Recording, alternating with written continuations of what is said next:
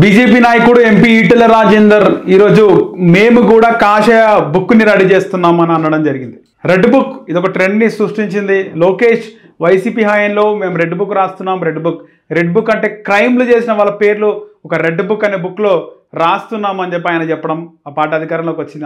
ఆంధ్రప్రదేశ్లో ఆ పార్టీ అధికారంలోకి వచ్చిన తర్వాత తెలంగాణలో తాజాగా కవిత కామెంట్ చేసింది, మేము కూడా పింక్ బుక్ రాస్తున్నాము.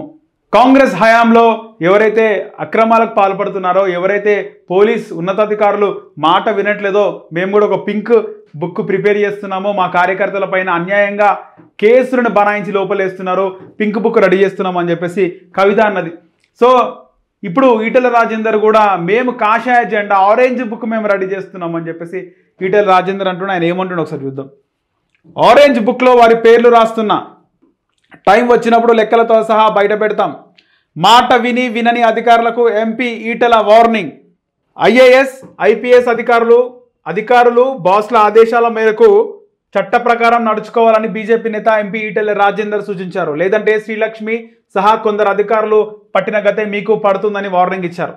తాము కూడా ఆరెంజ్ బుక్ మెయింటైన్ చేస్తున్నామని, ఆ బుక్లో అందరి పేర్లు రాసుకుంటున్నామని హాట్ కామెంట్స్ చేశారు.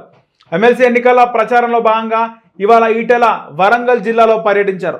ఈ సందర్భంగా ఆయన మీడియాతో మాట్లాడుతూ, పిల్లి కళ్ళు మూసుకొని పాలు తాగినట్లు అధికారులు పనిచేస్తే ఎట్టి పరిస్థితుల్లో ఊరుకోబోమని హెచ్చరించారు. సమయం వచ్చినప్పుడు లెక్కలతో సహా బయట పెడతామని ఘాటు వ్యాఖ్యలు చేయడం జరిగింది ఈటెల రాజేందర్. సో మొత్తం red book, pink book, orange బుక్ల ట్రెండ్ నడుస్తుంది పాలిటిక్స్లో. సో మొత్తం కూడా ఈటెల రాజేందర్ కూడా మేము ఆరెంజ్ బుక్ ప్రిపేర్ చేస్తున్నాము. ఎవరైతే ఎమ్మెల్సీ ఎన్నికల్లో మాట వినకుండా ఇష్టానుసారంగా వ్యవహరిస్తున్నారో వాళ్లకు గతంలో ఐఏఎస్ అధికారిని లక్ష్మికి పట్టిన గదే పడుతుందని ఈటెల వార్నింగ్ ఇవ్వడం జరిగింది. బీజేపీ కూడా దూకుడుగా వ్యవహరిస్తుంది. ఇప్పటికే చాలామంది చాలా వరకు కూడా కమిటీలు బీజేపీ వేసింది. దాదాపు 10-12 జిల్లా అధ్యక్షులకు కూడా పదవులు ఇవ్వడం జరిగింది.